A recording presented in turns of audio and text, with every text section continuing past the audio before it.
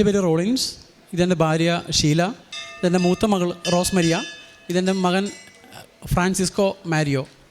ഞാൻ കഴിഞ്ഞ വർഷം അത് 2023 ഏപ്രിൽ അവസാനമാണ് ഇവിടെ നിന്ന് ഉടമ്പടി എടുത്തത്. ഉടമ്പടി എടുത്ത് മറ്റുള്ള പല കാര്യങ്ങൾക്കായിരുന്നു. പക്ഷേ എങ്കിലും ഞാൻ ഉടമ്പടി എടുത്തിട്ട് ഞാൻ പോയി. കൊച്ചിൻ്റെ മാമുദീസ് ഉണ്ടായിരുന്നു, അത് കഴിഞ്ഞിട്ട് ഞാൻ വെക്കേഷൻ സമയം കൊണ്ട് എൻ്റെ ഭാര്യ വീട്ടിലേക്ക് പോയി.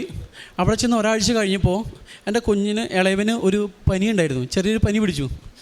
അപ്പോൾ അവനെ ആശുപത്രി ഞങ്ങൾ ചെയ്യാവുന്ന മരുന്നുകളൊക്കെ ചെയ്തു, പക്ഷേ മാറുന്നില്ല. അപ്പോൾ ഞങ്ങൾ തൊട്ടടുത്തുള്ളൊരു ആശുപത്രിയിൽ കൊണ്ടുപോകാൻ വേണ്ടിയിട്ട് ഞങ്ങൾ അവനെ ആശുപത്രിയിലേക്ക് കൊണ്ടുപോകാൻ വേണ്ടി നിൽക്കുന്ന സമയത്ത് ഞാൻ പുറത്ത് നിൽക്കുകയാണ്. അപ്പോൾ എനിക്കൊരു ദൈവം ഒരു ദർശനം കാണിച്ചു തന്നു.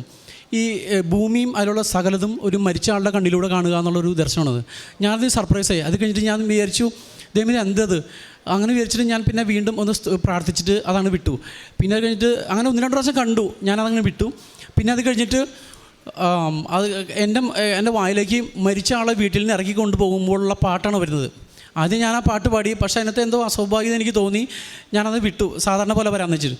പക്ഷെ അത് കഴിഞ്ഞിട്ട് കൊച്ചൊക്കെ കൂടി ഞങ്ങൾ ബൈക്കിന് പോകാൻ റെഡി ആവുന്ന സമയത്ത് വീണ്ടും ഈ പാട്ട് വീണ്ടും വരണം. അപ്പോൾ എനിക്ക് മനസ്സിലായി എന്തോ something is going to happen. So ഞാനപ്പോൾ പ്രാർത്ഥിക്കാൻ തുടങ്ങി. വണ്ടി പതുക്കെ എടുത്ത് ഞാൻ പ്രാർത്ഥിച്ച് കൃപാസനം, ഞാൻ ഉടമ്പടിയിലായിരുന്നു. അപ്പോൾ 1 മാസം എത്തിയിട്ടുണ്ടായില്ല. അപ്പോൾ ഞാൻ മാതാവിൻ്റെ കരങ്ങളിൽ വഴി ഈശോയുടെ തിരുവത്തിലേക്ക് കൊടുത്തിട്ട് ഞാൻ ഒരു 1.5 കിലോമീറ്ററോളം ഞാൻ പ്രൈസ് ആൻഡ് വർഷിപ്പ് ഉറക്കെ ഞാൻ പ്രാർത്ഥിക്കാൻ തുടങ്ങി. മാതാവേ, എൻ്റെ കുടുംബത്തെ എല്ലാവരെയും അമ്മയുടെ കരങ്ങൾ വഴി ഈശോയിലേക്ക് സമർപ്പിച്ച് കാത്തോളാം എന്ന് പറഞ്ഞ് ശരിക്ക് ഒരു 1.5 കിലോമീറ്റർ ഞാൻ സ്തുതിച്ച് പ്രാർത്ഥിച്ചു. അപ്പോൾ അവിടെ 1.5 കിലോമീറ്റർ കഴിഞ്ഞപ്പോൾ ഞാൻ നിർത്തി നോക്കി. എന്നിട്ട് വീണ്ടും ആ വായിലെ പാട്ട് വരുന്നുണ്ട് നോക്കി. അപ്പോൾ പാട്ട് വരുന്നില്ല. അപ്പോൾ ഞാൻ വിചാരിച്ചു ഓക്കെ, എന്തോ സംഭവിക്കേണ്ടായിരുന്നു, അത് മാറിപ്പോയി എന്ന് വിചാരിച്ച് ഹോസ്പിറ്റലിൽ കൊണ്ടുപോയി. ഒരു ചെറിയ ഹോസ്പിറ്റൽ ആദ്യം കൊണ്ടുപോയത്.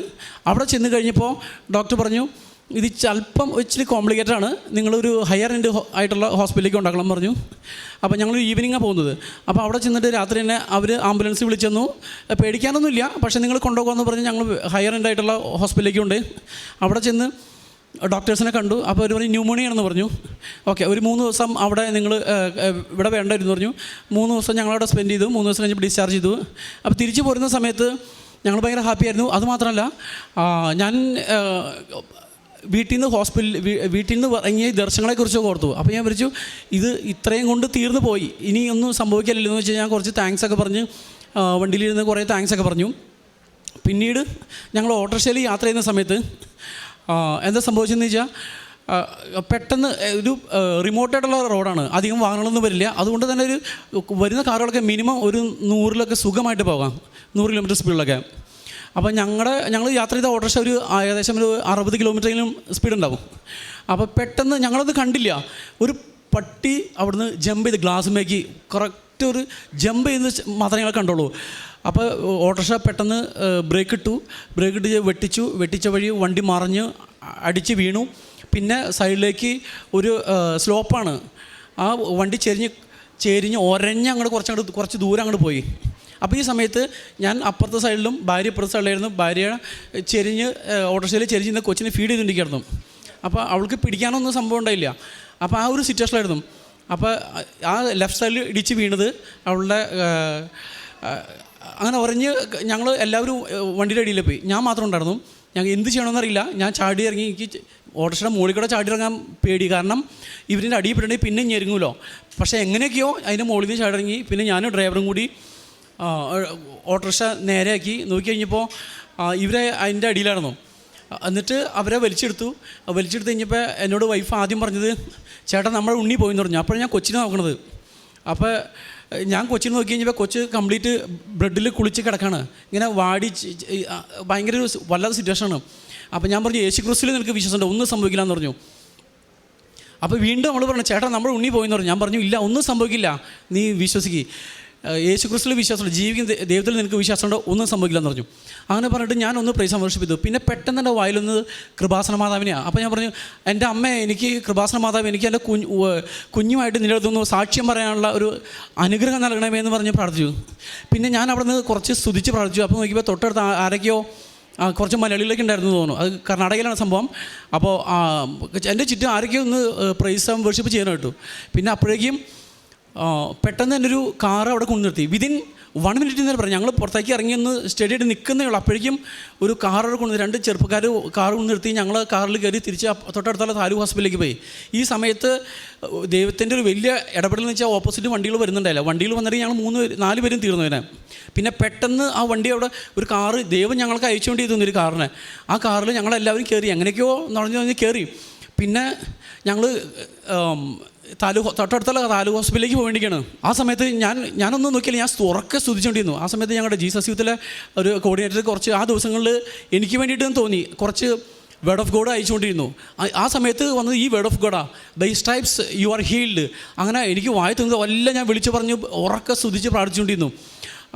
ഞങ്ങൾ അവസാനം താലൂക്ക് ഹോസ്പിറ്റലിലെത്തി. അവിടെ എത്തിക്കഴിഞ്ഞപ്പോൾ പെട്ടെന്ന് തന്നെ നോക്കി കഴിഞ്ഞപ്പോൾ ഞാൻ തിരിഞ്ഞു നോക്കുമ്പോഴേക്കും അവിടുത്തെ പീഡിയാട്രിഷ്യൻ ഞങ്ങൾക്കറിയാം ആ ഡോക്ടറെ. അപ്പോൾ ആ ഡോക്ടർ വരുന്നതാണ്. അപ്പോൾ എനിക്ക് ഭയങ്കര അത്ഭുതമായി. ദൈവമേ, കൃത്യമായിട്ട് ആ ഡോക്ടർ അവിടെ ഒരു ദിവസം ആ ഈവനിങ് സമയത്ത് വരാറില്ല ഡോക്ടർ ഗവൺമെൻറ് ഹോസ്പിറ്റലിൽ കൃത്യമായിട്ട് വന്നു. അപ്പോൾ എനിക്ക് മനസ്സിലായ കാര്യങ്ങൾ സീരിയസ്. ഷീലയ്ക്ക് ഓർഡർ കാറിൽ നിന്ന് ഇറങ്ങാൻ പറ്റില്ല, എങ്ങനെയൊക്കെ ഞങ്ങൾ വലിച്ചിറക്കി. എന്നിട്ട് ഡോക്ടർ കുഞ്ഞിനെ കൊണ്ടുപോയി. അപ്പോൾ കുഞ്ഞിനെ കൊണ്ടുപോകുന്നതിനിടയ്ക്ക് ഞാൻ എൻ്റെ കഴുത്തിൽ കിടന്ന ഉത്തരീയം അത് കുഞ്ഞിനെ ക്ഷമിക്കണം ആ മെഡൽ കൊച്ചിൻ്റെ തലയിൽ മുട്ടിച്ചിട്ട് പഠിച്ചു. എൻ്റെ അമ്മ എനിക്ക് കുഞ്ഞിനെ കൊണ്ട് നിൻ്റെ അടുത്ത് വന്ന് സാക്ഷ്യം പറയാനുള്ള അനുഗ്രഹം തന്നെ എന്ന് പറഞ്ഞ് പഠിച്ചു. പിന്നെ ഞാൻ കുറച്ച് നേരം അവിടെ നിന്ന് സ്തുതിച്ച് പഠിച്ചു. ഡോക്ടർ അപ്പോൾ കൊച്ചിനെ ട്രീറ്റ് ചെയ്തിരിക്കുന്നു. അത് കഴിഞ്ഞ് ഡോക്ടർ പറഞ്ഞു ഇതിവിടെ നിൽക്കില്ല, നമുക്ക് ഷിമോഗ സർജിയിലേക്ക് കൊണ്ടുവന്ന് പറഞ്ഞു. അപ്പോഴേക്കും അവരെന്നെ ആംബുലൻസ് വിളിച്ചു സർജിയിൽ കയറി. അപ്പോൾ ഞാൻ ഡോക്ടറെ അടുത്ത് ചോദിച്ചു, ആംബുലൻസ് കയറുന്ന സമയത്ത് ഡോക്ടർ എങ്ങനെയുണ്ടെന്ന് ചോദിച്ചു. നമ്മളൊരു ഹോപ്പിൻ്റെ ഒരു ആൻസറാണ് പ്രതീക്ഷിച്ചത്. അപ്പോൾ ഡോക്ടർ പറഞ്ഞു എനിക്കൊന്നും പറയാൻ സാധിക്കില്ല, കാരണം കൊച്ചിൻ്റെ ബ്രെയിൻ പുറത്തു വന്നു. അപ്പോൾ അതുകൊണ്ട് I can't give you any assurance എന്ന് പറഞ്ഞു. അപ്പോൾ എനിക്ക് കാണാതെ ഞങ്ങൾക്ക് കാണാം ഈ തലയുടെ സൈഡിൽ ബ്രെയിൻ ബൾജ് ചെയ്ത് നിൽക്കുന്നത് ഞങ്ങൾക്ക് കാണാം. പിന്നെ അവിടുന്ന് ആംബുലൻസിൽ ഞങ്ങൾ സർജി ഹോസ്പിറ്റലിൽ കൊണ്ടുപോയി. ഈ പോകുന്ന സമയത്ത് ഈ വണ്ടിയിലേക്ക് കയറാൻ ആരും തയ്യാറാവുന്നില്ല. കാരണം ഇതിൻ്റെ ഇടയ്ക്ക് കൊച്ച് പോകുമെന്ന് ഉറപ്പുള്ളതുകൊണ്ട് ആരും വണ്ടിയിലേക്ക് കയറുന്നില്ല. ഞാനും വേറെ ചേട്ടൻ മാത്രമേ ഉള്ളൂ. ഞങ്ങൾ പോകുന്ന സമയത്ത് മാതാവിനെ ജപമാല കുറേ ഉറക്കെ പ്രൈസ് ആൻഡ് വർഷിപ്പ് ചെയ്തു. പിന്നെ അതുപോലെ തന്നെ കൃപാസന മാതാവിനോട് വീണ്ടും വീണ്ടും പ്രാർത്ഥിച്ചുകൊണ്ടിരുന്നു. മാതാവേ, എനിക്ക് നിൻ്റെ അടുത്ത് വന്ന് സാക്ഷ്യം പറയാനുള്ള കൃപ തരണമേ, എന്നെ സാക്ഷിയാക്കി വരണമേ, എൻ്റെ ലോകത്തിന് മുമ്പിൽ എന്നെ സാക്ഷിയാക്കി വരണമേ എന്ന് പ്രാർത്ഥിച്ചു. ഞങ്ങൾ ഹോസ്പിറ്റലിലേക്ക് എത്തിക്കഴിഞ്ഞപ്പോൾ ഞങ്ങൾ കാണുന്നത് ഞങ്ങളെ നോക്കി ഒരു 7 ഡോക്ടേഴ്സ് നിൽക്കുകയാണ്. എനിക്കത് ഭയങ്കര ഡിവൈൻ ഒരു ഇൻ്റർഫിയറൻസ് ആയിട്ട് തോന്നി. ഡോക്ടേഴ്സ് വന്ന് കുഞ്ഞിനെ അപ്പം തന്നെ കൊണ്ടുപോയി. എന്നിട്ട് ഞങ്ങളോട് പറഞ്ഞ് പുറത്ത് വെയിറ്റ് ചെയ്യാൻ പറഞ്ഞു. ഞങ്ങൾ പുറത്ത് വെയിറ്റ് ചെയ്തിട്ട് ഒരു 15 മിനിറ്റ്സ് കഴിച്ചപ്പോൾ ഞങ്ങളെല്ലാവരും ഉള്ളിലേക്ക് വിളിച്ചു. ഞങ്ങൾ ചോദിച്ചു എന്താ സ്റ്റാറ്റസ് എന്ന് ചോദിച്ചു. അപ്പോൾ ഡോക്ടർ പറഞ്ഞു it was a severe hit, ഇതൊരു വലിയ മേജർ ആക്സിഡൻ്റ് ആണ്, so we can't give you any assurance. Mostly അവൻ്റെ ഹെഡിനൊരു ബോൺ ഉണ്ടാവും മനുഷ്യരെ, അത് ബ്രോക്കൺ ആവാൻ സാധ്യത വളരെ കൂടുതലാണ്. അപ്പോൾ ഞങ്ങൾ ചോദിച്ചു ഇവന് റെസ്പോണ്ട് ചെയ്യുന്നുണ്ടല്ലോ വിളിക്കുമ്പോൾ. അപ്പോൾ അതൊന്നും പറയാൻ പറ്റില്ല. Scene is quietly different. ഒരു 72 അവേഴ്സ് കഴിയുമ്പോൾ ഒരു പക്ഷേ സീൻ മാറാം. അവർ എപ്പോഴും അതിനകത്തേക്കാണ് ഊന്നൽ കൊടുക്കുന്നത്. കൊച്ചി കിട്ടില്ല എന്ന നെഗറ്റീവായിട്ട് സെൻറ്റൻസ് പറഞ്ഞുകൊണ്ടിരിക്കുന്നത്. അപ്പോൾ ഞാൻ ഉറപ്പായിട്ട് മനസ്സിൽ പഠിച്ചിരിക്കണം എൻ്റെ കൃപാസനമ്മ എനിക്ക് നിൻ്റെ അടുത്ത് സാക്ഷ്യം പറയാനുള്ള കൃപ തന്നെ നിർത്തും. അങ്ങനെ പിന്നെ അപ്പോഴേക്കും ഇവളുടെ സഹോദരികളൊക്കെ ഉണ്ടായിരുന്നു. അവരെല്ലാവരും വേഗം വന്നു. അപ്പോൾ എല്ലാവരും ആ ഒരു 2 ആഴ്ചയ്ക്കുള്ളിൽ എല്ലാവരും ഉടമ്പടി എടുത്തിട്ട് പോയുള്ളൂ. അപ്പോൾ എല്ലാവരും ക്ലെയിം ചെയ്ത് പ്രാർത്ഥിക്കാൻ തുടങ്ങി. മാതാവേ, നിൻ്റെ അടുത്തുനിന്ന് സാക്ഷ്യം പറയാനുള്ള, ഞങ്ങൾക്ക് കുഞ്ഞിനായിട്ട് നിൻ്റെ അടുത്തേക്ക് സാക്ഷ്യം പറയാനുള്ള ഒരു 6-7 പേര് അങ്ങനെ സാക്ഷ്യം പറയാമെന്ന് നേർന്നുകൊണ്ട് ഈ ഞങ്ങൾ മാതാവിൻ്റെ അടുത്ത് നേർച്ചയായിരുന്നു. ഞങ്ങളെല്ലാവരും ശക്തമായി പ്രാർത്ഥന. അപ്പോൾ ഓരോരുത്തർ പറയണം ഓരോ സ്ഥലത്ത് വിളിച്ച് പ്രയർ ഗ്രൂപ്പിലേക്ക് വിളിച്ച് പറയുന്നു. അപ്പോൾ ഞാനിങ്ങനെ ഇരുന്ന് ആലോചിക്കുന്ന സമയത്ത് പെട്ടെന്ന് എനിക്ക് കൃപാസനം ഓർമ്മ വന്നു വീണ്ടും. അപ്പോൾ ഞങ്ങളെ ചാലക്കുടിയിൽ നിന്ന് കൊണ്ടുവന്ന ബീന ചേച്ചീനെ ഞാൻ വിളിച്ച് പറഞ്ഞു, ബീന ചേച്ചി ഇങ്ങനെ ഇതാണ് സീൻ. അപ്പോൾ അവർ സ്കാനിങ്ങിന് കൊണ്ടുപോവാണ്, അത് എന്നിട്ട് പറയാം ഇതിൻ്റെ റിസൾട്ട് എന്ന് പറയണമെന്നത്. അപ്പോൾ നീ എന്തും പേടിക്കണ്ട, ഞാൻ കൃപാസനത്തേക്ക് വിളിച്ച് പറയാമെന്ന് പറഞ്ഞു. കൃപാസനത്തിൽ വിളിച്ച് പറഞ്ഞിട്ട് ഒരു അരമണിക്കൂർ കഴിഞ്ഞപ്പോഴേക്കും ചേച്ചി വിളിച്ച് പറഞ്ഞു, ഇവിടുത്തെ കൃപാസനത്തിലെ ജോറേനെ വിളിച്ച് പറഞ്ഞിട്ട് അഡോറേഷൻ സ്റ്റാർട്ട് ചെയ്തിട്ട് നീ ഒന്നും പേടിക്കണം, ഒന്നും സംഭവിക്കില്ല എന്ന് പറഞ്ഞു. അത് കഴിഞ്ഞിട്ട് ഇവർ സ്കാനിങ് കൊണ്ട് സ്കാനിങ് കഴിഞ്ഞ് തിരിച്ചു വന്നപ്പോൾ എനിക്ക് വിശ്വസിക്കാൻ പറ്റിയില്ല. കരയാൻ പാകത്തിന് പോയ ആൾക്കാരൊക്കെ വളരെ റിലാക്സ്ഡ് ആയിട്ട് വരാണ്. എന്നിട്ട് എൻ്റെ അടുത്ത് വന്ന് പറയുന്നത് തോളിൽ തട്ട് ഒന്നും പേടിക്കണ്ട, കൊച്ചിനൊന്നും സംഭവിച്ചിട്ടില്ല എന്ന് പറഞ്ഞു. അപ്പോൾ ഇത് കേട്ടപ്പോൾ ആർക്കും വിശ്വസിക്കാൻ പറ്റില്ല. ഇത് കേട്ട വഴി എല്ലാവരും പൊട്ടിക്കരയാൻ തുടങ്ങി. ഞാൻ ചോദിച്ചു എന്താ ജോസേട്ടാ എന്താ സംഭവിച്ചതെന്ന് ചോദിച്ചു. അപ്പോൾ പുള്ളി പറഞ്ഞത് അത് വലിയ കുഴപ്പമൊന്നുമില്ല, നീ പേടിക്കണ്ട, ഒരു വലിയ അത്ഭുതം കാണാൻ പറ്റി. അവിടെ സ്കാൻ ചെയ്തതിലൊന്നും വലിയ സംഭവമൊന്നുമില്ല, കുറച്ച് ദിവസം ഹോസ്പിറ്റലിൽ കിടക്കുന്നവർ വേറൊന്നും സംഭവിച്ചിട്ടില്ല എന്ന് പറഞ്ഞു. അത് കഴിഞ്ഞിട്ട് ഇത് കേട്ടതും ഞാനവിടെ പൊട്ടിക്കറിഞ്ഞു. എനിക്ക് മിണ്ടാനും പറ്റില്ല, ഒന്നും പറ്റില്ല. അപ്പോൾ ഈ സ്കാൻ ചെയ്ത കൂട്ടത്തിലൊരു മലയാളി ഉണ്ടായിരുന്നു അവിടെ, കർണാടകയിലുള്ളോ. അപ്പോൾ അവൻ അവിടെ ഇരുന്നിട്ട് ഇരിക്കാൻ പറ്റുന്നില്ല. അവൻ എന്നെ വന്ന് കാണാനായിട്ട് ഭയങ്കര മോട്ടിവേഷൻ. അവൻ എന്നെ അന്വേഷിച്ച് ഓടി വന്നേക്കാണ്. ഇത് ആരാ ബ്രോ എന്ന് പറഞ്ഞ് എന്നെ വന്ന് വിളിച്ച്, ഞാൻ ഇത് ചെയ്തുകൊണ്ടിരുന്ന സ്കാൻ ചെയ്തുകൊണ്ടിരുന്ന ഡോക്ടറും ഞാനും കൂടിയാണ് ഇരുന്നത്. അപ്പം ഞാൻ അറിയുന്ന ആളെന്ന് പറഞ്ഞ് എല്ലാം ചോദിച്ചു. ഒരു കുഴപ്പമില്ല, നിങ്ങൾ പേടിക്കേണ്ട, ദൈവം നിങ്ങളുടെ കൂടെ ഉണ്ട്, ഒരു കുഴപ്പമില്ല, ഒരു മാക്സിമം ചിലപ്പോൾ 2 ആഴ്ചയ്ക്ക് കിടക്കേണ്ടി വരും, അങ്ങനെ കുഴപ്പമില്ലെന്ന് പറഞ്ഞു. അങ്ങനെ ഞങ്ങൾക്കൊരു വലിയൊരു അത്ഭുതമായിരുന്നത്. അത് കഴിഞ്ഞിട്ട് വീണ്ടും 2 ദിവസം കഴിഞ്ഞു. 2 ദിവസം കഴിഞ്ഞപ്പോൾ കുട്ടിക്ക് വീണ്ടും ഫിറ്റ്സ് വരാൻ തുടങ്ങി. ആദ്യത്തെ ഫസ്റ്റ് ദിവസം ഫിറ്റ്സ് വന്നു, ഞങ്ങൾ പ്രാർത്ഥിക്കാൻ തുടങ്ങി. അത് കഴിഞ്ഞ് 2ാമത്തെ ദിവസം ഫിറ്റ്സ് വന്നു, അപ്പോൾ പ്രാർത്ഥിക്കാൻ തുടങ്ങി. 3ാമത്തെ ദിവസം ഫിറ്റ്സ് വന്നു.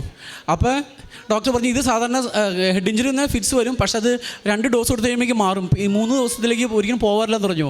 അപ്പോൾ ഞങ്ങൾക്ക് വീണ്ടും തീയായി. അപ്പോൾ ഞാൻ വീണ്ടും ബീന ചേച്ചിനെ വിളിച്ചു പറഞ്ഞു. എന്നിട്ട് ഇവിടെ കൃപാസനത്തിലേക്ക് വിളിച്ചു പറഞ്ഞു. പറഞ്ഞു, നിനക്ക് വേണ്ടിയിട്ട് അവർ നേരത്തെ അഡോറേഷൻ സ്റ്റാർട്ട് ചെയ്തിട്ടുണ്ട്, നീ ഒന്നും പേടിക്കേണ്ട, ദൈവം അത്ഭുതം പഠിക്കുന്നു പറഞ്ഞു. പിന്നെ ഞാൻ ആ ദിവസം മുഴുവൻ ഇരുന്ന് പ്രാർത്ഥന നടന്നു. പിറ്റേ ദിവസം നേരം ഞങ്ങൾ ഹോസ്പിറ്റലിൽ നഴ്സിനോട് ചോദിച്ചു, രാവിലെ ഏർലി മോർണിംഗിൽ ഒരു 6:30 ഒക്കെ ഈ രാത്രി ഉണ്ടായോ എന്ന് ചോദിച്ചു. അപ്പോൾ പറഞ്ഞു, ഈ രാത്രി ഉണ്ടായില്ലെന്ന് പറഞ്ഞു. അത് ഞങ്ങൾക്ക് ഭയങ്കര ദൈവത്തിൻ്റെ ഒരു പരിശുദ്ധ അമ്മ ഞങ്ങൾക്ക് വേണ്ടി ശക്തമായിട്ട് മധ്യസ്ഥം വെച്ചൊരു വലിയൊരു അത്ഭുതമായിരുന്നു ഞങ്ങൾക്ക്.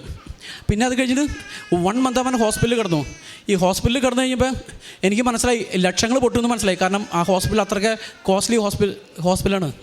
പക്ഷേ ഞാനപ്പോൾ ജോബിലല്ലായിരുന്നു, അതുകൊണ്ട് തന്നെ എനിക്ക് ഇൻഷുറൻസ് കവറേജ് ഉണ്ടായില്ലായിരുന്നു. ജോബ് ഇട്ട് കഴിഞ്ഞപ്പോൾ ഇൻഷുറൻസ് കവറേജും ക്ലോസ് ആയിരുന്നു. അപ്പോൾ എനിക്ക് മനസ്സിലായി പൈസ ഇല്ല, അവിടെ ലക്ഷങ്ങളോടെ കയറി ചെല്ലാൻ പറ്റുള്ളൂ. അപ്പോൾ ഞാൻ മാതാവിനോട് പറഞ്ഞു, മാതാവേ എനിക്ക് പൈസ ഇല്ല, നീ എനിക്ക് പൈസ ഒരുക്കി തന്നെ എന്ന് പറഞ്ഞു. ഞാൻ പ്രാർത്ഥിക്കാൻ തുടങ്ങി. പ്രാർത്ഥിച്ച് കഴിഞ്ഞപ്പോൾ ഞാൻ എൻ്റെ വീട്ടിൽ അമ്മച്ചിയുടെ അടുത്തും പറഞ്ഞു.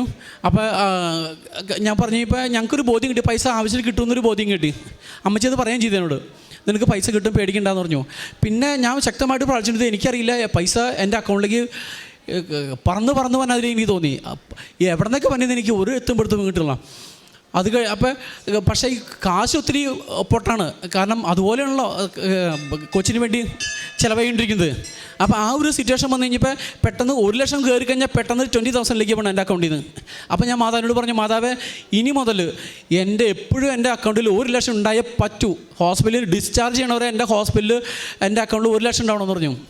എൻ്റെ പ്രിയപ്പെട്ടവരെ, അന്ന് വൈകുന്നേരം ആയപ്പോഴേക്കും എങ്ങനെയെന്ന് എനിക്കറിയില്ല, ആരൊക്കെയോ 10,000 രൂപ അയച്ചുകൊണ്ടിരുന്ന ആൾക്കാർ 50,000 രൂപ അയക്കാൻ തുടങ്ങി.